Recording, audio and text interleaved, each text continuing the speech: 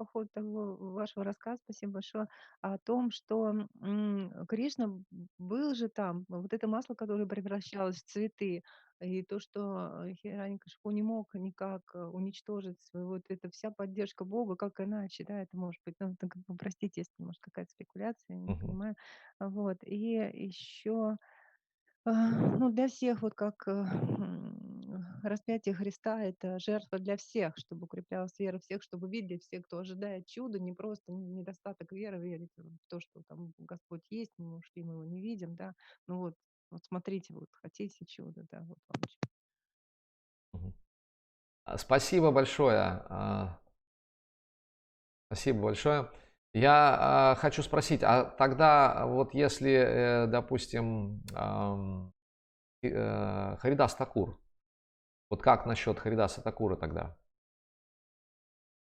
Где там был Господь? Почему он ждал, пока его изобьют на 22 базарных площадях? Ну, Харидас Такур накрывал своим телом, потому что не было Харидас Такур, ну, это вообще такая там высшая такая любовь, высшая душа, что он молил о своих мучителях, да. Да, мы знаем, что когда Господь Чайтанья Махапрабху он являл свой Махапракаша Лилу, он показал эти отметины на его спине. Почему же Господь не вмешался? Он не вмешался по одной простой причине. Вы помните, да, почему Господь Чайтанья не вмешался? Почему он пришлось накрывать Харидас Такура своим телом? Почему он тут же на месте не убил этих обидчиков, которые избивали его палками Харидаса Такура? Потому что Харидас Такур молился за них. Молился за них. А, Он Потому- просил, чтобы за обидчиков просил за своих. Да, он молился за своих обидчиков. И поэтому Господь Чайтанья уже готов был, он вознес свое оружие, Верховный Господь, он чакру вознес уже, но услышал молитвы Харидаса Такура, и Харидас Такур молился за своих обидчиков. И то же самое делал Иисус. Он говорил: «Отец наш Небесный, прости их, ибо они не ведают, что творят». И интересно, что, знаете, сегодня какое-то такое интересное настроение. Я хотел бы вам кое-что зачитать сейчас, да. То есть, другими словами, мы видим, что с одной стороны, что Кришна является йогешварой, он является повелителем всех мистических сил. И второе, что мы видим из этого стиха, что он приходит всегда на помощь, мгновенно своим преданным приходит на помощь, в какой бы ситуации они ни оказались. И он говорит Арджуне, в Бхагавадгите он говорит: «Арджуна, иди и возвести всем о том, что мой преданный никогда не погибнет». И иногда он не торопится по причине, ну как в случае с Друпади, по причине того, что не было полного предания. Ачарьи объясняют это, да, что, как говорится, она подняла одну руку, но второй рукой она держала сари, она боялась, что с нее сорвут сари, она рассчитывала на свои собственные силы, поэтому она боялась, и Кришна не торопился. Она кричала: «Дваракадиш, Дваракадиш». И он пошутил потом, когда она спросила: «Почему ты так долго не мог защитить меня? Почему ты так долго мне пришлось тебе звать?» И он сказал: «Ну ты же звала Дваракадиш, из Двараки пока доберешься». Но истинная причина, как объясняют ачарьи, это в том, что она надеялась на свои силы. Но только тогда, когда она подняла обе руки и крикнула: «Кришна! Кришна! Кришна! Махабахо! О, сильно руки Кришна, защити!» Тут же Кришна спасает ее. Мы помним, даже вот несколько стихов назад, мы когда описывали вот этот нестерпимый жар, который испытывала Вселенная, и Арджуна был в замешательстве, он тоже вознес молитву Кришне: «Кришна, Кришна, Махабахо». Пастушки, друзья Кришны, каждый раз, когда они оказывались в таком положении, как бы вот опасном, они кричали: «Кришна, Кришна, Махабахо». И Кришна спасал, тут же спасал. В каких-то случаях он не торопится для того, чтобы... Потому что, как в случае с Харидасом Такуром, преданные молятся за этих преданных. Вчера Шрила Госвами Прабху, он говорил, что чистый преданный, видя, как к нему несправедливо относятся, он тут же начинает молиться за тех, кто обижает его, за обидчиков. Тут же. Как говорил Индрадюмна Махарадж, пусть нас бросают камни, а мы будем дарить цветы. И вот то, что делает Уттама Адхикари. В него бросают камни, он дарит цветы. И поэтому Кришна таким образом не торопится и прославляет, тем самым прославляет славу великого преданного, своих чистых преданных прославляет. Но сегодня мы хотели, по той же самой причине, Нарисимха-дев, смотрите, мы, переходя, да, проводя эту аналогию, потому что сам Господь, что называется, сам Нарисимха-дев велел сегодня провести эту аналогию, да, когда Кришна является как Сваям Бхагаван, причем является в той форме, очень интересной форме, в форме получеловека, полульва, чтобы сохранить все благословения, данные Брахмой, Хираньякашипу. Брахма тоже преданный Кришны. И чтобы сохранить все благословения, то есть все законы, да, потому что он говорит, сам в Бхагавад-гите говорит, что если во всех трех мирах нет обязанностей, которые я должен был бы выполнять, но если я перестану их выполнять, то все остальные последуют моему примеру. Мир будет разрушен. И сохраняя благословение, которое дал Брахма, он является вот в такой очень интересной форме. Получеловек, полулев, потому что Брахма сказал, Хираньякашипу как бы сделал такой заказ, чтобы я не был убит. Никаким видом оружия, ни на земле, ни на воде, ни на улице, ни дома, ни на воздухе, ни на земле, ни днем, ни ночью, да, и он перечислил все, что можно было перечислить, за исключением вот таких вещей, которые, собственно говоря, Кришна и использовал, да, то есть он пришел в сумерки, поэтому до сумерек мы постимся. Он разорвал Хираньякашипу, грудь Хираньякашипу своими когтями, которые не являются никаким видом оружия. Он разорвал Хираньякашипу на своих коленях, которые являются трансцендентным местом. Это не материальное место, это не земля и не воздух, это трансцендентная обитель Вайкунха. Он разорвал его не дома, не на улице, а в проеме, да, вот в сенях там, или как это называется, в прихожей. В общем, ни дома, ни на улице разорвал его. И он не был ни человеком, ни львом. То есть он не был ни человеком, ни зверем. Это сам Сваям Бхагаван. То есть он был получеловеком, полузверем. Удивительная форма. Она описывается в Шримад Бхагаватам. И сегодня всем рекомендую просто прочесть это описание.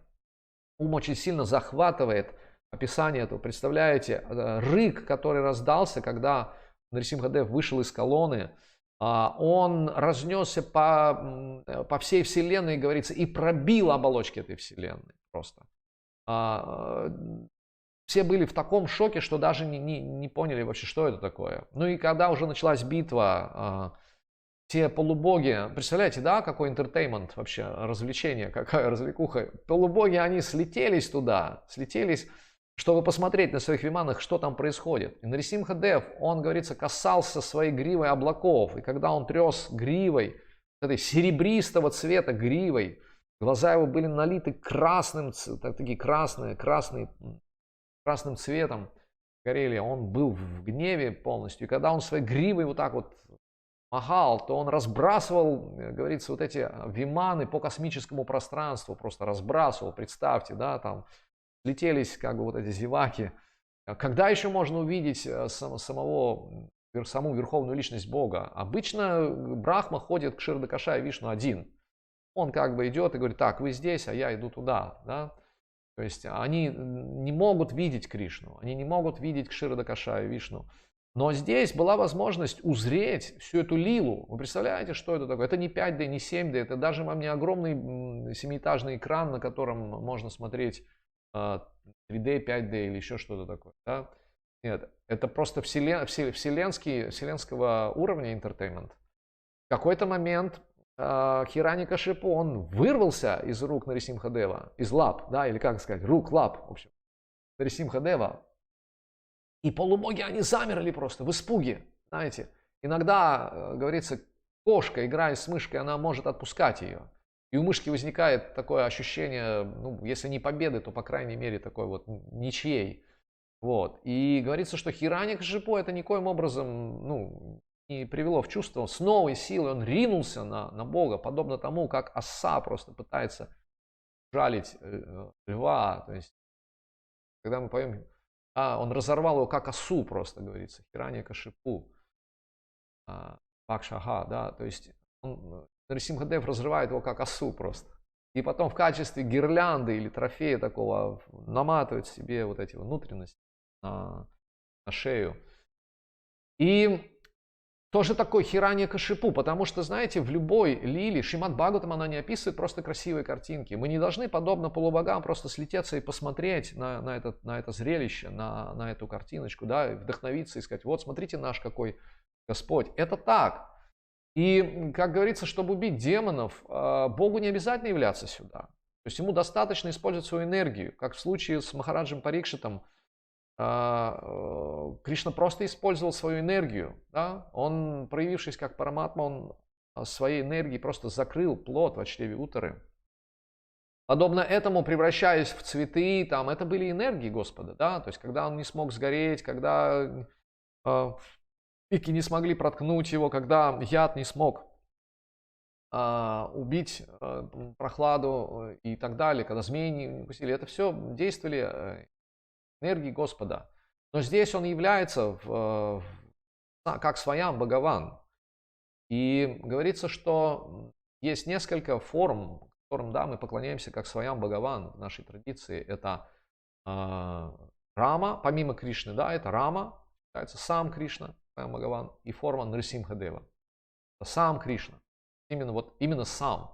Нет такого, что это аватары там или так далее. И мы должны извлечь определенные уроки из этой истории, в том числе вот из истории того, как Нарисимхадев явился и защитил Прохладу. Кто такой был Хираникшипу? Это удивительная вещь. И, кстати, проводя аналогию, кто такой Дурьодхана? И тот, и другой. Дурьодхана был демоном, и он был непростым демоном. Это было воплощение Кали. Если сейчас отключится интернет, значит, знайте, что это Кали. Но мы будем молиться Нарисимхадеву, чтобы, по крайней мере, была возможность нам обсудить оружие Кали, в том числе. И Хираникшипу, поскольку он тоже демон, Кали это демон, и Хираникшипу демон. И в том и в другом случае Кришна является для того, чтобы защитить своих преданных, защитить в одном случае Парикшита Махараджа, в следующем случае Махараджа Прохладу. Он является как своям Бхагаван. Он может использовать свою энергию или явиться лично для того, чтобы защитить своего преданного, вот, и покарать демонов. Он говорит, яда, хидармасья. Кто такой Хираникшипу? И, собственно говоря, любой демон, в принципе, любого демона можно назвать воплощением Кали. В Кали-югу приходит определенный тип людей, которые хотят наслаждаться всеми благами Кали-юги. И знаете, что сегодня я еще вот узнал и хотел бы с вами поделиться? Мы говорили, как-то обсуждали уже оружие Кали, да? Какие есть орудия у Кали. У Кали есть множество орудий, например, одно из орудий это либерализм, да? Когда под видом закона или обличения в какие-то социально приемлемые фразы мы начинаем творить грех. То есть, когда грех облекается в форму закона или в форму каких-то таких очень, таких нейтральных слов. Удаление плоти – это убийство в чреве. Да? Удаление плоти. Или незаконные сексуальные отношения – это любовь. Это любовь. Это, более того, это какая-то, знаете, очень такая возвышенная любовь, да, на грани риска, на грани фола, как поет какая-то группа там, да, мы в метро едем на разных ветках, да, то есть это воспевается, вот это вот адюльтер, да, такое красивое слово, адюльтер, супружеская измена, да, самое, самое отвратительное, что может быть в материальном мире, супружеская измена, адюльтер, так называемым красивым словом. Или человек курящий, это человек мыслящий. В Советском Союзе был такой образ мыслителя, да, он такой с сигаретой обязательно. Это не роденовский мыслитель, это такой советский, совдеповский мыслитель с сигаретой обязательно, да, какой-то режиссер или какой-то даже, там, не знаю, творческий деятель обязательно с сигаретой. Вот. А бокал вина это просто это эстетство, это верх эстетства, это аристократизм. И куда деваться, если в Папе Римскому на Пасху в свое время, это сейчас он призывал как бы отказаться от ягнят, от индеек вот, на Пасху, но описываются, какие на золотых подносах блюда, явства несли папам, да, римским папам, которые должны быть, по сути дела, да, папа в смысле отец, да, или там, сын Божий, да, но в этом смысле санскрита папа это грех. Да, и вот папа, в этом смысле он становился папой, фактически воплощением греха, когда на золотых блюдах несли вот эти шикарные блюда, ягнят, там, индейк и так далее. То есть, что говорить уже о другом. Далее он облачает все это, либерализм. Второе его оружие – это разделяй, властвуй. Разделяй, властвуй. И у Кали у него очень много функций, вернее, способов разделять. Я вам скажу честно, что с одной стороны мы радуемся о том, что у нас сейчас возникло больше возможностей для проповеди, потому что все сидят в интернет, люди, кто-то без работы, они то и делают. Преданные включились в проповедь активно, Кришна как бы дает им возможность, освободив их от работы, дает возможность им активно проповедовать. Но это лишь одна сторона медали. Есть другая сторона медали. Есть те, которых мы не досчитаемся после выхода из пандемии. Есть те преданные, которые, попали под влияние оружия Кали, и, возможно, у них были какие-то задатки индивидуалистов. Индивидуализм – это еще одно из оружий Кали. Индивидуализм это означает, я могу быть даже в санге, я могу быть даже в обществе преданных, но при этом для меня нет авторитетов. Я сам принимаю решения, я сам определяю, что является истиной, что является благом, а что является неблагоприятным. Да, я согласен. Все, что благоприятно для преданного служения, я принимаю. Все, что неблагоприятно, я отрицаю. Но поскольку я индивидуалист и у меня нет авторитетов, позвольте мне лично принять, что является благом для меня, а что не является благом для меня. Вот такая независимость, индивидуализм, иногда даже коллективный индивидуализм, да, как был случай Гавайи, они отказались подчиняться, Искон на Гавайях отказался подчиняться GBC, и тогда Шрила Прабхупаде пришлось вмешаться, и они сказали: Шрила Прабхупада, мы подчиняемся только вам. Мы подчиняемся только вам, только Шрила Прабхупада. Чувствуете, да, вот это вот Ритвикавада, откуда растут ноги? Ритвикавада, мы подчиняемся только вам, Шрила Прабхупада. Мы не будем подчиняться GBC. Они несовершенные люди. Но Шрила Прабхупада сказал: хорошо, если вы подчиняетесь мне, то выполните мое наставление. Я вам приказываю, подчинитесь GBC. Но они говорят: нет, Шрила Прабхупада. Это пример, вам будем подчиняться, но GBC не будем подчиняться, простите. Но как же вы не будете подчиняться, вы говорите, что будете подчиняться мне, если вы не выполняете мое наставление. Я вам говорю, подчинитесь GBC. Это проявление индивидуализма, коллективного индивидуализма. Такое тоже может встречаться. Это оружие Кали. Кали разъединяет нас Сначала он разъединил языки, он разъединил нас по странам. Потом он разъединил по городам, потом он разъединил нас по домам, по квартирам. И теперь он нас разъединяет просто благодаря гаджетам, да, он разъединяет нас, даже если мы в одной квартире находимся, мы можем находиться каждый в своем гаджете. Кто-то замечал такое? Каждый в своем гаджете. Вот, мы рядом, мы можем обсуждать Кришна-катху. Нет, мы каждый отдельно будем слушать те самые лекции, которые нравятся каждому. Позвольте мне воспользоваться моей свободой. Я буду слушать ту лекцию, которую я хочу, а не которую ты хочешь.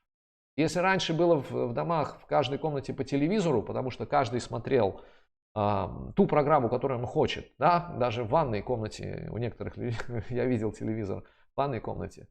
Удивительная вещь, но в ванной комнате тоже. Это большая ванна, конечно, должна быть. Вот, но даже там бывает телевизор. Вот. Скоро будут телевизоры для собак и кошек заводить еще специальные. Но преданные могут попасть, у них нет телевизора, но у них есть гаджеты, у них есть смартфоны. И, казалось бы, что они там смотрят? Ну, возможно, они смотрят или слушают проповедь старших преданных, но каждый свою, в разные комнаты. Ну, если одна комната, может быть, даже в одной комнате.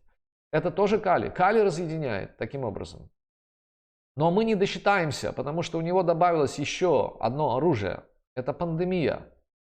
Пандемия страха, пандемия, она будет чистить в том числе и ряды преданных. Похоже, что мы многих не досчитаемся, когда выйдем из этого состояния самоизоляции. Мы увидим, как наши программы перестали посещать те люди, которые не были в санге, которые не имели общества старших преданных, те, которые не должным образом относились к воспеванию святого имени, те, которые неправильно расставляли приоритеты, а они еще больше отдалятся от движения, и они перейдут в какие-то иные стези.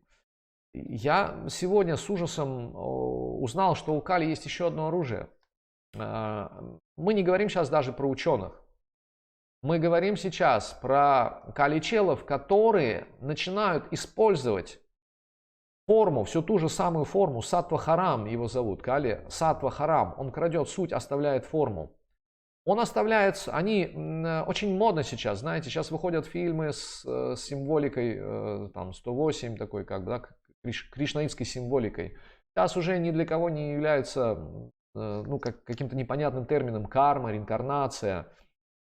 Последний фильм «Фея» с участием преданных, он как раз тоже, российский фильм, описывает вот эту, как бы, реинкарнацию, прошлой жизни, будущей жизни и так далее. Есть множество фильмов, которые сейчас снимают об этом, да, и вот это «Обмен телами», там, «Любовь, морковь» или еще что-то. Это не является чем-то таким, знаете, уж каким-то сильно эзотерическим. Сейчас все верят в моментальную карму, да, много видео сейчас выходит именно с такими подписями «моментальная карма». Но что происходит дальше? Дальше, когда мы уходим на уровень сознания, здесь Кали применяет еще одно очень могущественное оружие. Пожалуйста, дорогие преданные, сейчас, если Кришна даст мне память, я сейчас вам назову это оружие.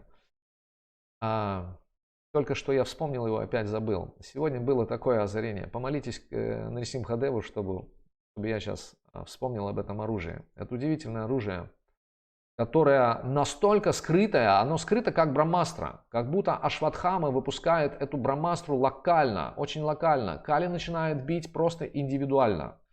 Он не взрывает огромные бомбы ядерные, да? Он начинает бить очень локально, прям в сердце, особенно в сердца преданных, которые еще неустойчивы, находятся не в устойчивом положении. Иногда мы можем сами не заметить, как стали каличелом. Итак, Кришна, дай памяти мне. Я сейчас вспомню.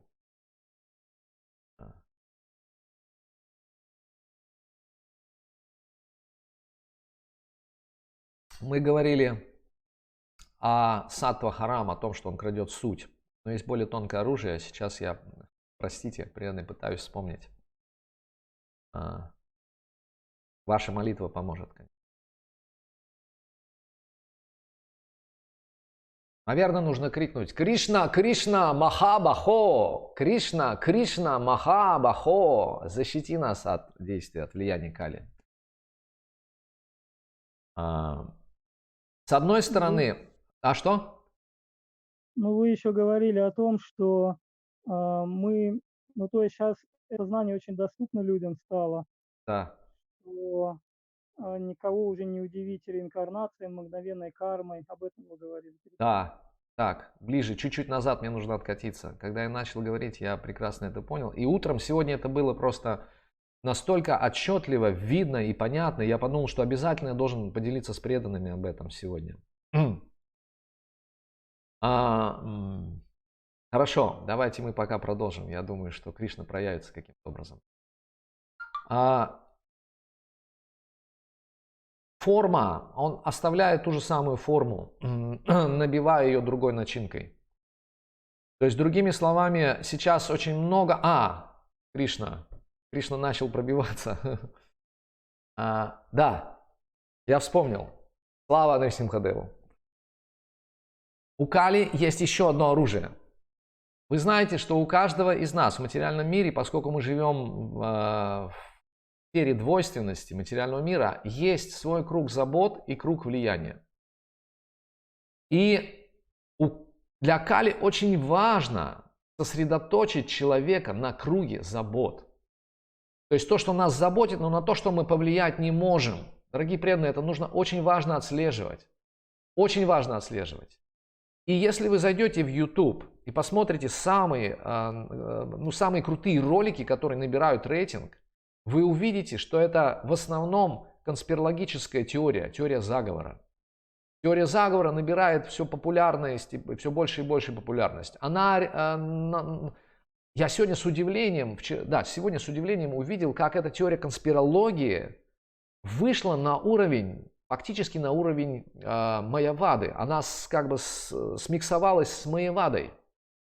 То есть, другими словами, вот этот круг забот, сейчас 99,9% находится в круге забот. Начинают хаять руководство. То есть, когда мы обсуждаем те вещи, на которые мы не можем повлиять, знайте, что мы находимся под влиянием Кали. Если мы не обсуждаем какие-то вещи, на которые мы не можем повлиять, мы находимся под влиянием Кали. Какой смысл обсуждать вопрос, плоская Земля или квадратная, или круглая, или овальная? Какой в этом смысл доказывать это? Каким образом мы сможем это доказать? Если мы обсуждаем, плохой у нас президент или хороший президент, плохой вратарь или хороший вратарь, или особенно вот конспирология, да, вот эта вот идея заговора, масонского заговора, да, что все мы, вот так сказать, жертвы какого-то заговора находимся. Это факт, это Кали. Кали таким образом начинает уводить нас из круга влияния в круг забот.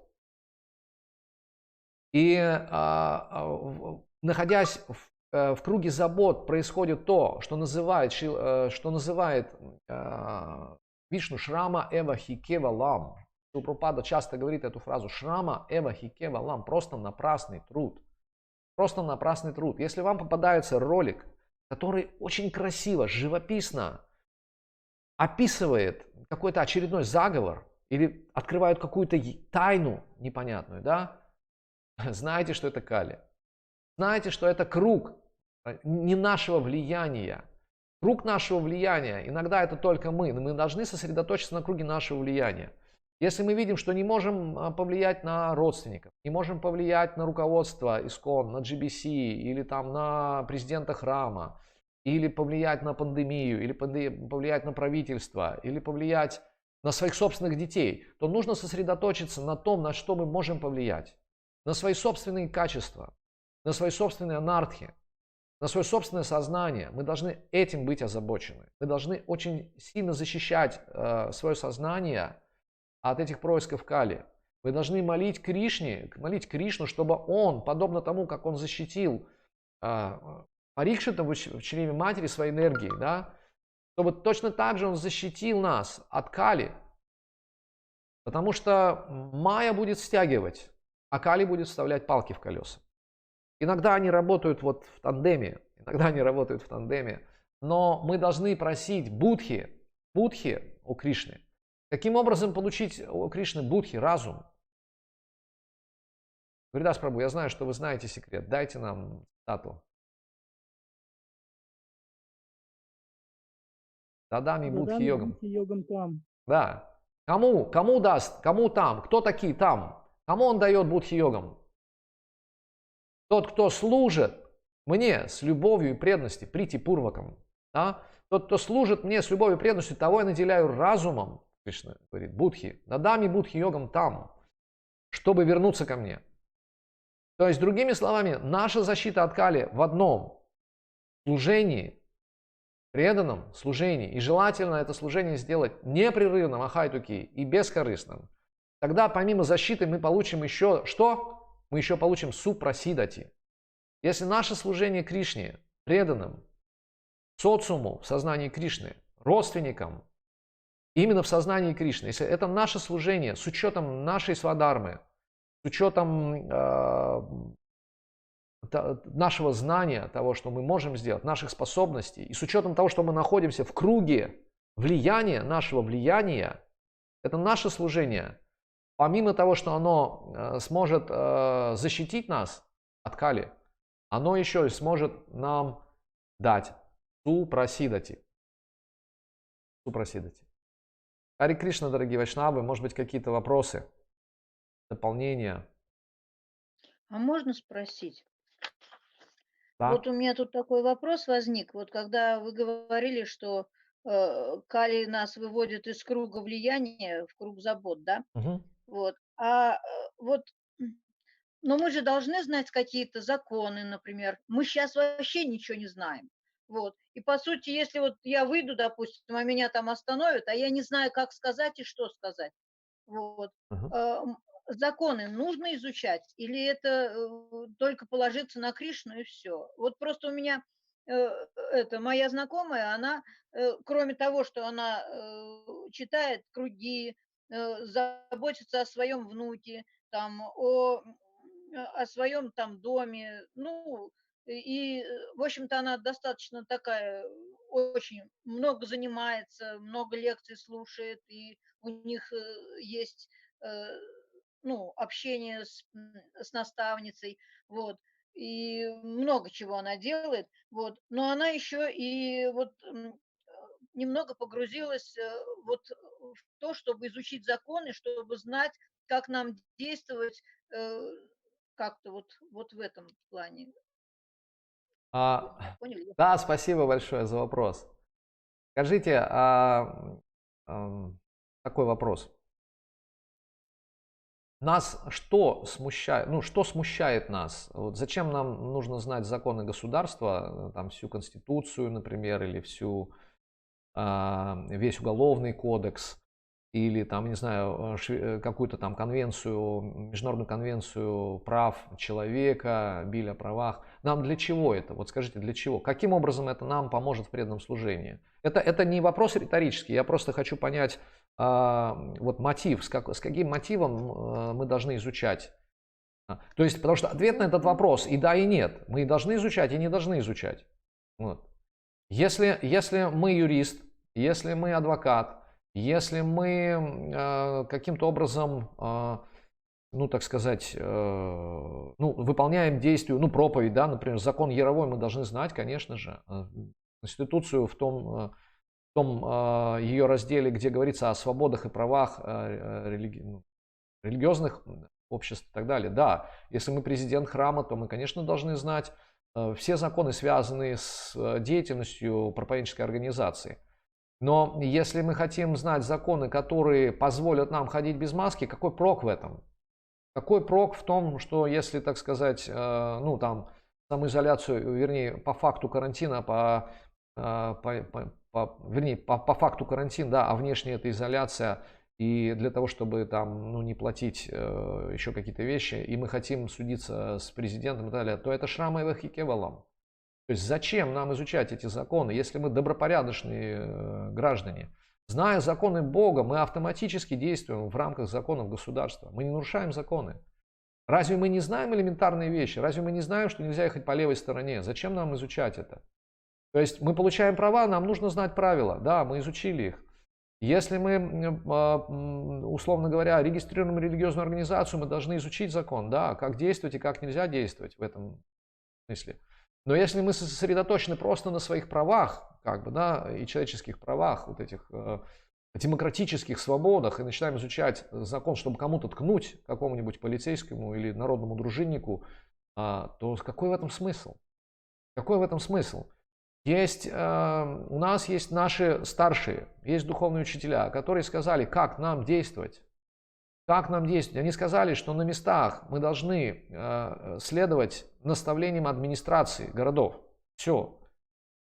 Что нам еще нужно? Я так чувствую просто, что этот вопрос связан с пандемией или еще с чем-то. Если нам надо разобраться в каком-то важном деле, чтобы защитить преданных, да, мы должны разбираться, мы должны изучать законы. Но не делать из этого сварупа лакшану, То есть это не Сварупа Лакшина, мы не должны много времени тратить на это. Нам нужно найти, а лучше найти специалиста. У нас есть замечательные специалисты, преданные юристы, которых можно проконсультироваться. Нам лучше бы изучать Шримад Бхагаватам и Бхагавад-гиту, законы Бога. Потому что в конечном счете знание Уголовного кодекса никоим образом нас не защитит от слуг Ямараджа. Мы им не сможем ткнуть и сказать: вы знаете, вы не имеете права, вот, я знаю весь Уголовный кодекс, здесь вообще ни слова о вас нет. И что мы скажем им? Мы им потрясем Уголовным кодексом? Нет. Нужно объяснить вашей подруге, что это замечательно. Если она хочет разобраться, да, но пусть не тратит много времени на это. Пусть лучше изучит законы Бога, законы этого мироздания, законы кармы, законы по каким... Тот закон, по которым ей придется получить следующий костюмчик. Потому что знание Уголовного кодекса или прав человека, или конвенции, каких-то конвенций международных не даст этого. Не спасет ни от рождения, ни от старости, ни от болезни, ни от смерти не спасет. Поэтому локально, да, место, время, обстоятельства. Если это нужно, мы можем изучить. Вопрос для чего? Намерение. Каково намерение? Вчера мы очень подробно говорили вот этом аспекте. Одним из аспектов деятельности. Да, есть действующий, вернее, есть поле деятельности наше тело, есть действующий, я как дживатма, есть мои органы чувств как инструмент деятельности, есть параматма, который санкционирует мою деятельность, и есть чешта. Чешта – это волевой импульс. Другими словами, мой мотив, с каким мотивом я действую, да, вот я вот этот волевой импульс проявляю. То есть, когда я начинаю изучать шастру, для чего я это делаю? Если я понимаю, что я это делаю для того, чтобы удовлетворить Кришну, чтобы служить преданным, для того, чтобы защитить преданных, честь и хвала, это чистое преданное служение, это шудха бхакти будет. Но если я это делаю для того, чтобы кому-то ткнуть и сказать, указать на мои права, что нарушаются мои права, это шрама эвахи кевалам, это кали. Спасибо. Я так, в общем... Нет, она много-то этому не уделяет внимания, но просто чтобы быть в курсе, что ли, вот, Для общего ну, развития.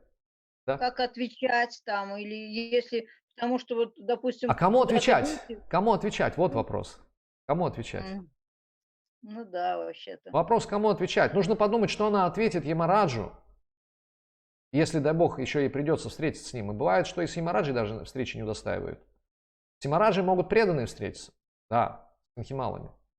Могут встретиться преданные. Ну, немножко там отступившиеся, отошедшие. Бхактитирты с вами описывают такую встречу преданного с Ямараджей. Но некоторые даже этой встречи не удостаиваются. Просто берут, волокут вот эти ужасные твари, берут, волокут, и все. И туда, куда уже надо. И суда, и следствие. Поэтому вот что им ответить, вот вопрос. Какой закон им предоставить? Потому что от Джамила у него была большая удача. Он произнес имя Бога Нараяна. И тогда уже его адвокатами стали Вишнудуты, его адвокатами. И они указали на шастру. Ямадутам и сказали: идите, изучайте шастры, вы не знаете шастру. Вот. Но не у всех есть такая удача произнести в момент смерти имя Кришны или хотя бы Нараяны. Ну, у раменцев, конечно, больше возможностей. Да? Он скажет: о, мой город Рама, на что я оставляю тебя? Рама, Рамгаз, Рамнет, ой, мой, Рамплаза моя, или я не знаю, что там. Ну, дай бог, у них шансов больше. Рама крикнуть. Но не факт. Еще какие-то вопросы, дорогие вайшнавы? Дополнения? Гурдас Прабху, может быть, добавите что-нибудь? Ну, я могу просто вот к вашему ответу на вопрос Матери добавить, что в учении Господа Чайтаньи там Шрила Прабхупада комментирует, когда описывает анги преданного служения, вот комментирует 14-ю ангу, которая звучит, что не надо утруждать себя изучением большого количества книг, да, или оставлять не до конца понятую какую-либо книгу. Он говорит сюда также, что нужно избегать обсуждений всевозможных теорий. Это также сюда относится. Что вот эти вот теории, в которых там вот эти все заговоры, да, сейчас в интернете очень много, это как раз является нарушением этой анги. Вот.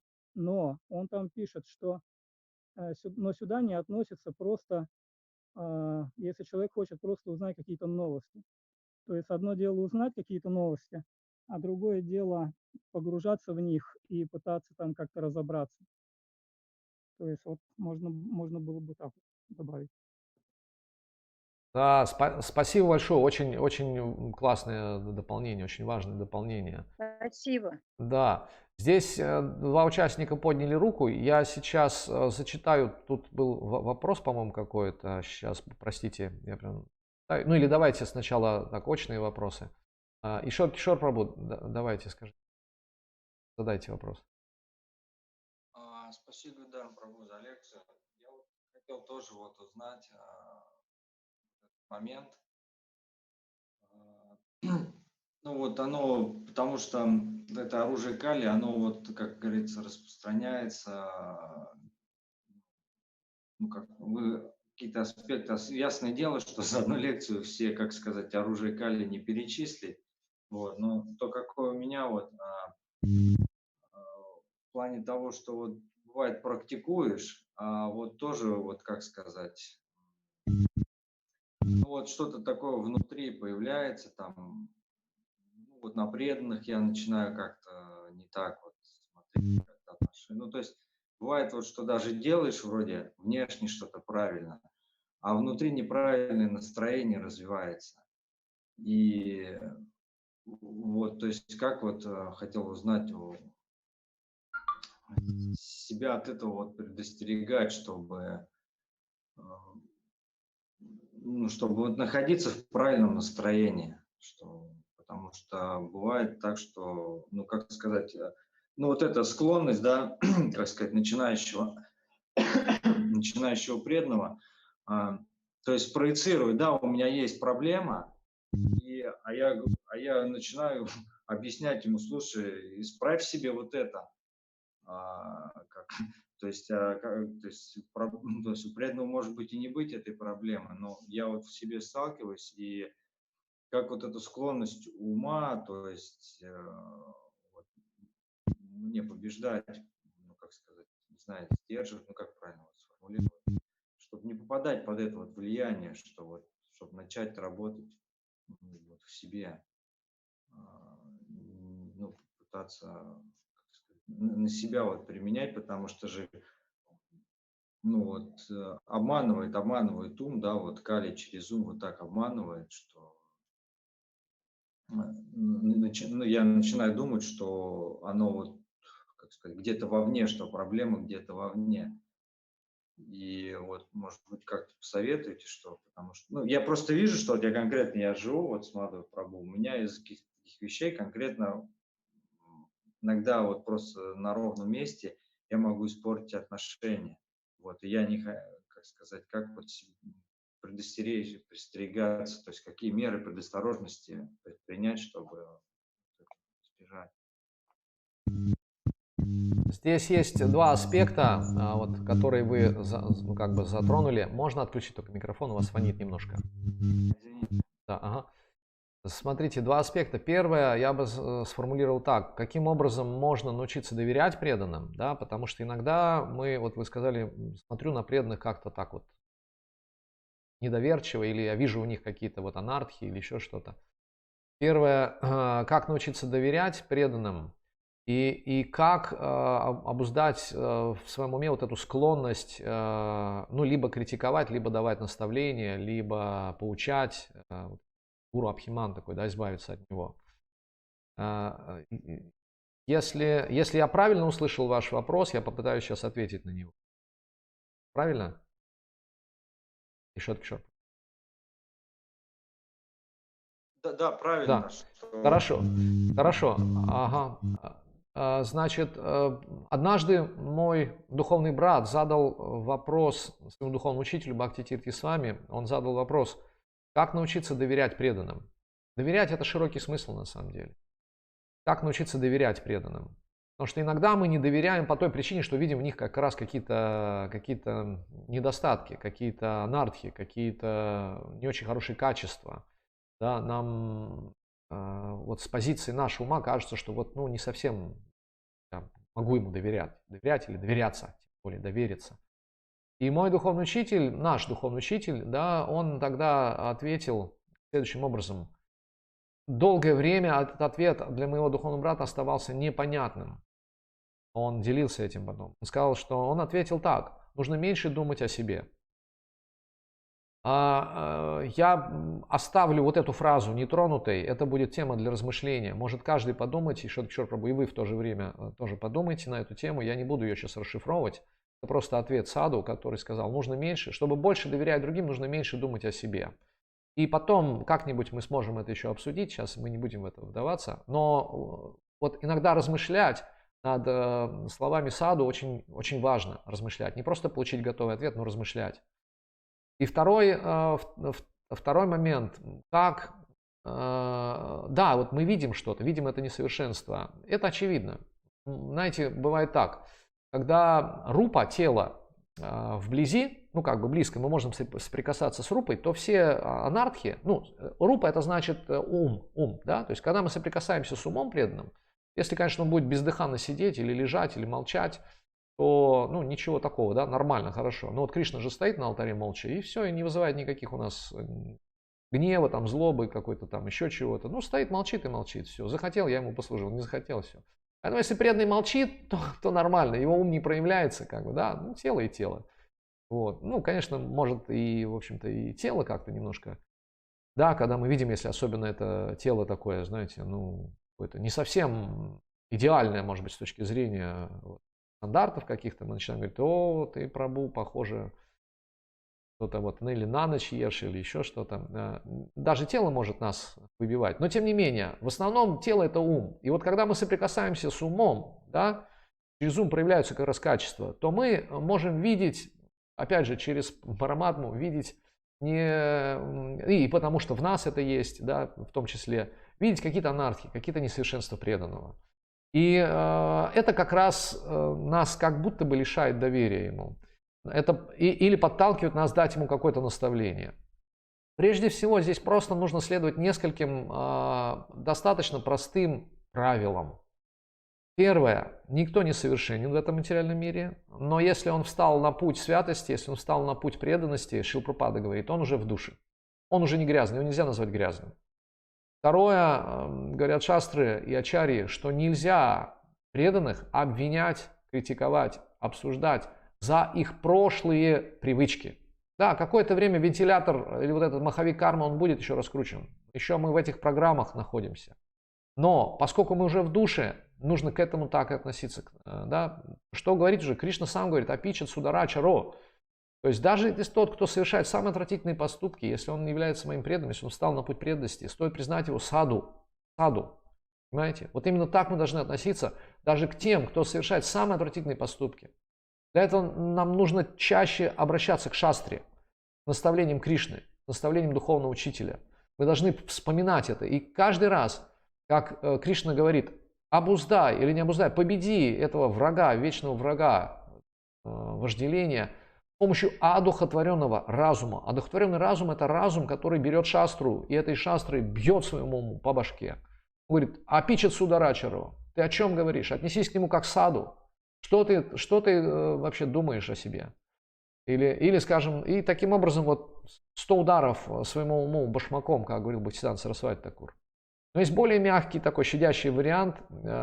Первое, мы должны... Помимо, то есть каждый раз, когда мы видим в человеке анартху, мы должны увидеть 6 его, ну или хотя бы 3 положительных качества и прославить его за эти качества. Каждый раз увидели анартху, тут же 3 качества нужно найти в нем хороших и прославить его внутри хотя бы, внутри себя за то, что он делает для Кришны.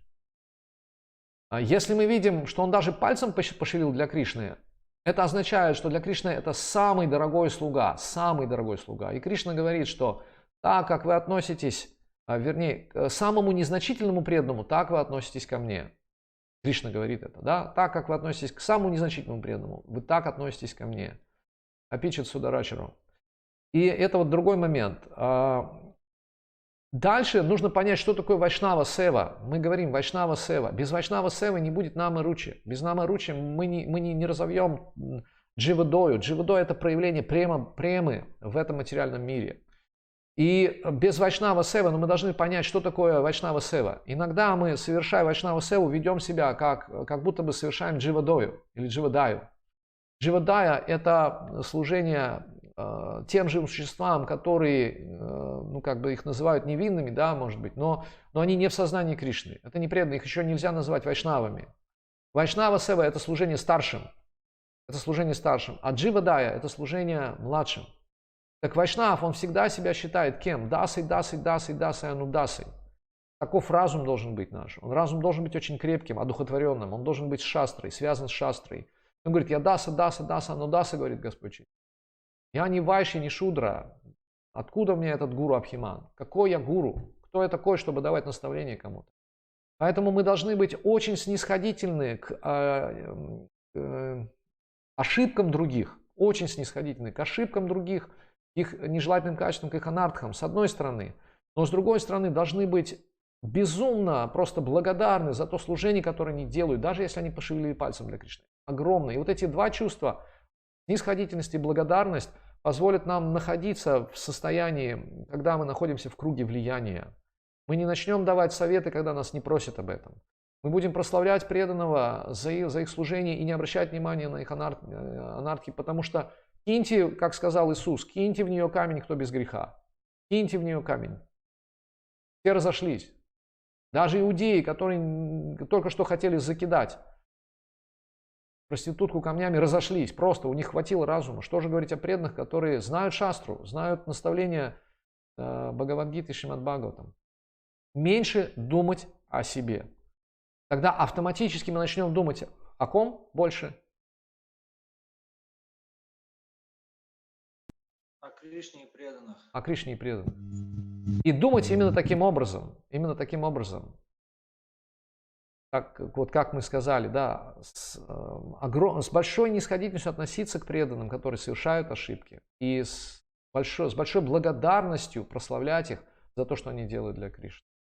Но для этого нужно быть разум. Если наш разум еще недостаточно одухотворен, то нашим разумом должен стать разум наставника.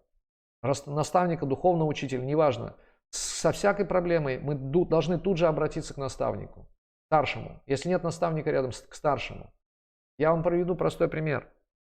Я, работая в отделе общественных связей в храме, очень часто приходилось оскверняться, именно потому что внешних много отношений было. Однажды с Радха Дамодарой Прабху мы пошли на Пушкинскую площадь, где проводился митинг против строительства храма Кришны. Это был 2004 или 2005 год, я точно не помню, когда была кампания против строительства храма Кришны. И там было 7 тысяч человек, которые фактически в своем умонастроении были против кришнаитов, против строительства храма Кришны. Там были такие плакаты, как «С вами Прабхупада, а с нами Бог».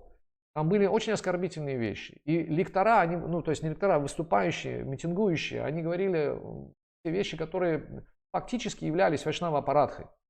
И я, будучи еще, так сказать, незрелым бхактой, как всегда мы, собственно говоря, часто не очень зрелые, конечно же, я получил очень мощную дозу просто этого всего. Хотя я не был, не поддерживал это, да. Но в соответствии с шастрой я должен что сделать? Я должен уйти, покинуть то место, да, то есть человек должен покинуть то место, где оскорбляют Верховного Господа и его преданных. Он, если не может покинуть, он должен прекратить эти оскорбления, вернее, должен прекратить эти оскорбления. Если не может прекратить, он должен покинуть это место. Если не может покинуть это место, он должен себя, убить либо вот того, кто оскорбляет, либо убить себя. Если не может убить того, кто оскорбляет, убить себя. Знаете, очень жестко. Но я не мог не прекратить это, ни уйти не мог, это была моя обязанность. Была моя обязанность как руководитель отдела по связям с общественностью. И я, в конце концов, я не мог и себя убить тоже. Вот, поэтому я стал соучастником оскорбления. И как результат на утро, я не мог воспевать Святое Имя. Я не мог воспевать Святое Имя. И что мне пришло в голову, я очень сильно испугался, что у меня нет никакого вкуса, я не хочу воспевать Святое Имя. Я понял, что что-то не так. Я понял, что, скорее всего, я осквернился вчера на площади, что я получил дозу вот этой радиации, оскорблений.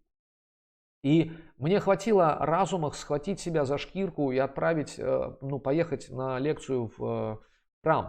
То есть у меня как раз было время, чтобы добраться до храма. И тогда давал лекцию Шри Джишну Прабху. Помимо Шри Джишну Прабху, он давал лекцию, я даже не помню, о чем она была. Я помню, что эта лекция очень сильное впечатление на меня произвела. И она дала мне, ну, как бы понимание того, как Кришна, он удивительным образом из сердца, через сердце лектора, он как бы отвечал на мои многие вопросы. И меня отпустило, во время этой лекции меня отпустило. Почему? Потому что общество преданных, святое место, Шраванам, то есть все, практически все 5 анг, могущественных анг преданного служения, они как бы, я участвовал в них.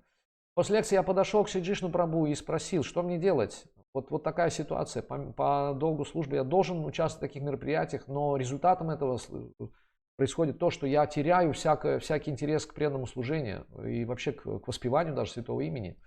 И он ответил следующее, что и, собственно говоря, можно принять себе. Первое, что мы должны делать, если каким-то образом мы ну, нечаянно стали свидетелями оскорбления преданных или Кришны, или Шилпрупады, неважно, Чарьев, и у нас не было возможности ответить или уйти, или мы как-то позже это поняли, что потеряли вкус. Если потеряли вкус, нужно искать, кого мы оскорбили. Искать и бежать, падать в ноги этому вайшнаву и просто извиняться.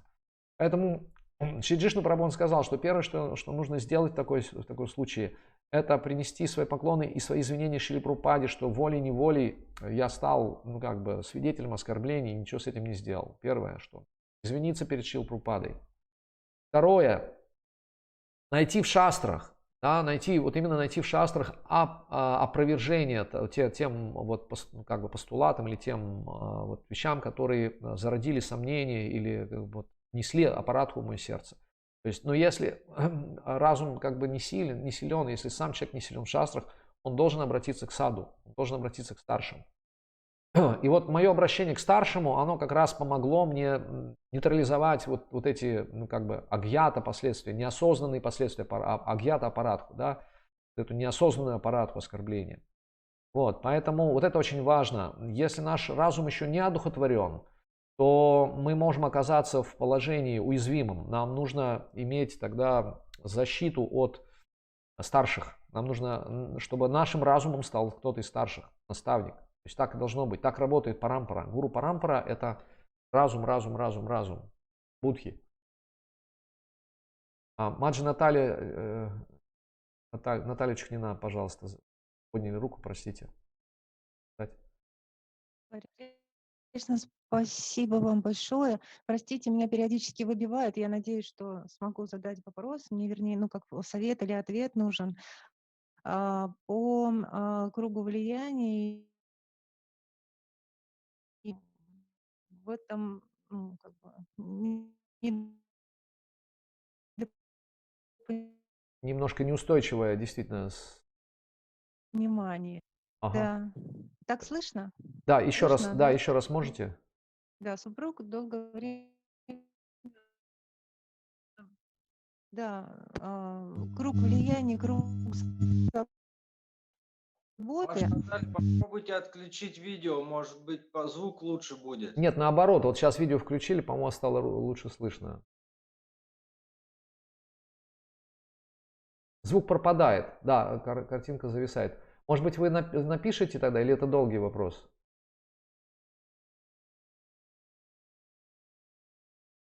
Так, Маджи Наталья, мы вас не слышим. Да, хорошо. Ну, сейчас, возможно, Маджи Наталья вернется. Есть ли еще какие-то дополнения или вопросы?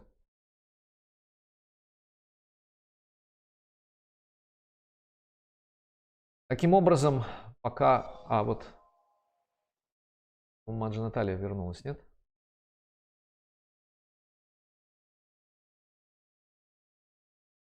Ага.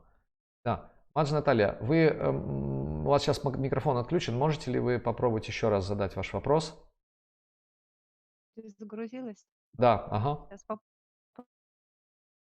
с работы. Дома недопонимание, потому что супруг претензии в адрес, ну, как бы преданных высказывает такие, что мы там, не ходим на выборы, не участвуем в политической жизни. Вот, да, ну, скорее всего, это мое поведение, ну, наверное, спровоцировало, да.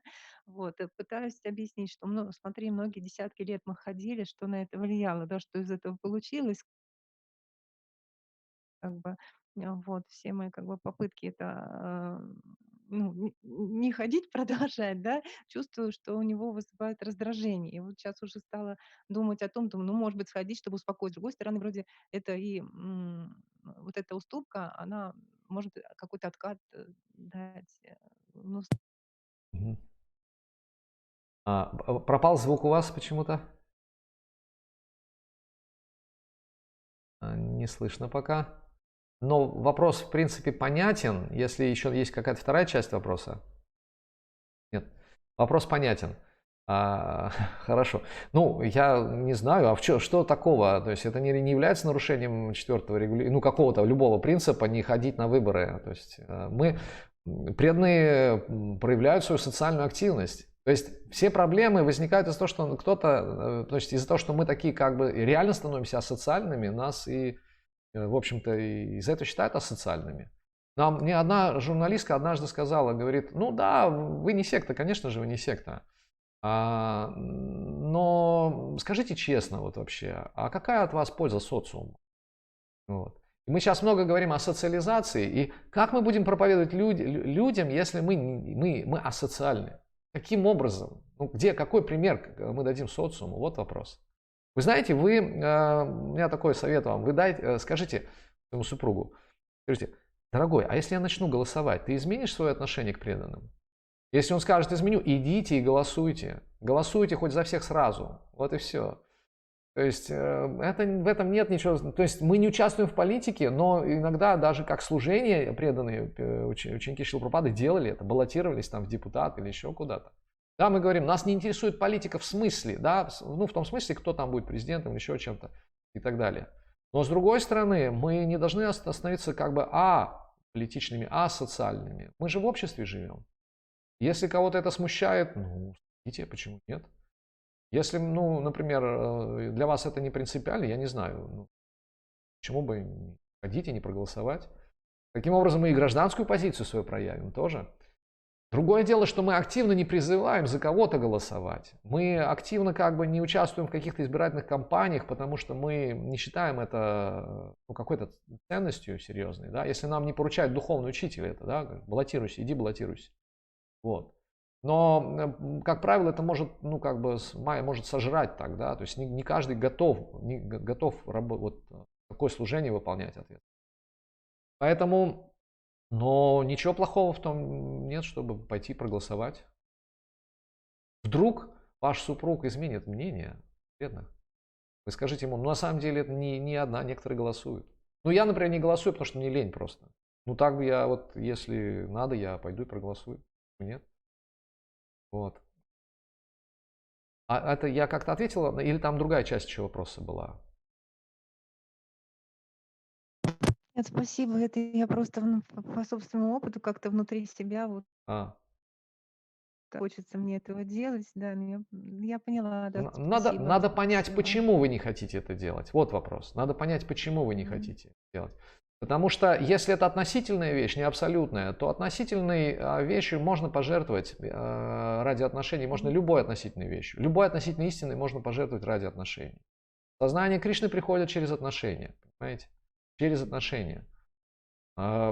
Здесь это целый пласт и разговор, который мы можем сейчас затронуть, но вы, если даже посмотрите на примеры, как действовал Кришна, он даже нарушал и заставлял нарушать дхарму ради высшей справедливости. Ради абсолютной истины мы можем пренебречь второстепенными какими-то нашими правилами, устоями. Ну, условно говоря, Бхишма, просто следуя своим обетам, он не защитил Друпади, понимаете? А мы, следуя своим каким-то непонятным обетам или принципам, там, не есть рис, там, я не знаю, или не ходить на выборы, или мы можем, если это для кого-то очень важно, мы должны отказаться от этого. Почему нет? Духовные учителя в каких-то исключительных случаях дают наставления, даже если вот бывает там муж преданный, не преданный, а жена преданная, они даже дают, ну не наставления, а дают какие-то вот с точки зрения там четвертого регулирующего принципа послабления дают. Понимаете? Это вопрос отношений. Мы живем не ради принципов, мы живем ради того, чтобы распространять сознание Кришны своим личным примером, ачаром. Без отношений люди не примут от нас сознание Кришны. Поэтому мы должны быть в социуме, мы должны быть в миру, но быть не от мира сего. Вот кто такие преданные. Они в миру, но они не от мира сего. Внутри вы можете все что угодно делать. Не ходить на выборы вот, внутри, в сердце своем, не проявлять никакой привязанности к политической жизни, к новостям и все остальное. Но внешне, если кого-то это беспокоит, особенно наших близких, почему? Почему бы не обсудить с точки зрения каких-то вот... Мы должны возвышать сознание людей, но для того, чтобы возвышать сознание людей, мы должны быть для них понятны, и мы должны видеть их, на каком уровне они находятся. Если мы не с ними, как мы можем понять их? Вот вопрос. Научиться не зависеть от этого, не зависеть от политики, не зависеть от коронавируса, не зависеть от просмотра видеофильмов, не зависеть от секса, в конце концов. Не иметь привязанности к этому. Вот не зависеть от этого, вот чему нужно научиться. Понимаете? Вот чему нужно научиться. Потому что бхакти, оно не зависит от этого ничего. И вот если мы развиваем бхакти, то нам плевать. Мы можем быть президентом, можем быть еще кем-то, можем в политике участвовать. Понимаете, мы многое можем делать. Сапожник, помните вот эту историю, которую часто упоминают? Вот этот сапожник, который по сути дела неприкасаемый, он имеет отношение с кожей коровы, он шьет сапоги, он неприкасаемый, понимаете? Но Кришна сказал, он вернется в этой жизни уже домой. Почему? Самое ценное, что должно быть в нас, что мы должны культивировать в себе, это преданность Кришне. Преданность Кришне, все остальное вторично. Преданность Кришне, шаранагати, преданность. Вот это, если люди будут видеть нас, эту преданность, потому что преданность ценят все, неважно кому. Преданность Богу, преданность шефу. Да, это называют какими-то разными словами, там лояльность, либеральность, либерализм или еще что-то, да, в зависимости от устоя. Но преданность это самое точное термин, который определяет качество преданных. Преданность. Мы его так называем девоти, преданный, преданность. Вот что в себе нужно развивать. И преданность даст независимость от всего остального. Потому что если Кришна придет и скажет вам, ты должен есть шоколад, или ты должен есть мясо, но проповедовать, что, не будете это делать? Или скажет, так, смотри каждый день новости о коронавирусе, потому что это будет твоим служением, будешь сообщать мне, там духовный учитель скажет, будешь сообщать мне выжимку от этого. Или он скажет еще что-нибудь, там, иди в политику, хорошо получается, ты должен стать президентом страны и освободить. Мы должны это делать. Понимаете? Даже если духовный учитель скажет, уезжай из Вриндавана и больше туда никогда не возвращайся, мы должны это сделать. Потому что вопрос не в том, где я нахожусь, а вопрос и не что я делаю, а вопрос, с каким мотивом я делаю. Если я делаю с мотивом удовлетворить Кришну, так проявляется моя преданность. И преданность это все, больше ничего нам не нужно, только преданность развивать Кришне. Все остальное это все вторично. Все остальное, все, что мешает нам проповедовать, нужно отбросить или не смотреть на это. Да, просто отбросить. Свои какие-то вот, может быть, даже пусть устоявшиеся принципы. Иногда преданные, знаете, они не едят рис и других не кормят. Я один раз попросил приготовить мне рис. Одну преданную, там я был в командировке, она сказала, а я не ем рис. Я говорю, очень хорошо, а я ем. Можете приготовить? Она говорит, но это же вредно. Я говорю, вы предложите Кришне. Прабхупада ел, Ачарья ел, мой духовный учитель ел. Ну и я ем, я мужчина, мне нужен рис. Можете приготовить? Нет, я не буду готовить. Ну, какая же преданность тут? Если мы говорим, нет, я рассказывал эту историю, как я поиграл в компьютерные игры со своими детьми, когда они были маленькие. И я рассказывал эту историю, какое это впечатление на них произвело. Более того, я вам скажу, какое впечатление это на меня произвело. Это усилило мою преданность Кришне. Понимаете? То есть быть в этом, но не быть зависимым от этого. Вот в этом задача. Тогда можно опуститься на самое дно Вселенной, чтобы оттуда вытащить людей просто. Даже так можно сделать. Васудева Датта так говорил, отправь меня в ад. Я хочу оттуда извлечь всех. Дашарадха, он сказал, отправляй космолет, Вишнудутам сказал, отправляй космолет в ад. Я хочу ступить на эту землю. Тогда мы не боимся, потому что у нас есть преданность. Есть преданность, мы можем отправляться в ад, мы можем отправляться в кинотеатр, в музей, куда угодно отправляться. Чтобы через эти отношения с преданными, с непреданными, с нашими близкими родственниками, через эти отношения вывести их на уровень сознания Кришны. Собственным примером. Вот. Спасибо за вопрос. Я ответил как-то на ваш. Вас не слышно? Спасибо, дорогие преданные. Сегодня в 12 часов Госвами Махарадж будет давать праздничную лекцию, посвященную Нарисимха Четурдаши. Мы попробуем, по милости Кришны, транслировать сюда в Zoom. Заходите в Zoom в 12, может быть без 5 там чего-то и так далее. Мы будем транслировать лекцию Госвами Махараджа, ее будут транслировать многие ресурсы. Если качество покажется не очень хорошим, можно будет уйти по прямой ссылке на трансляцию.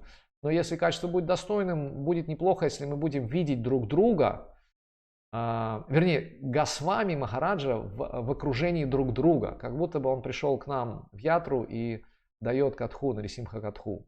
Вот. Так что в 12 часов ждем всех в Зуме на вот эту праздничную лекцию, посвященную Нарисимха Четурдаши. Всем замечательного праздника. Шримад Бхагаватам, Грантарадж Шримад Бхагаватам ки джай. Шри Нарисимха Четурдаши Маха Махотсава ки джай. Nitai Gaur Premanande. Hari Hari Bo. Hare Krishna.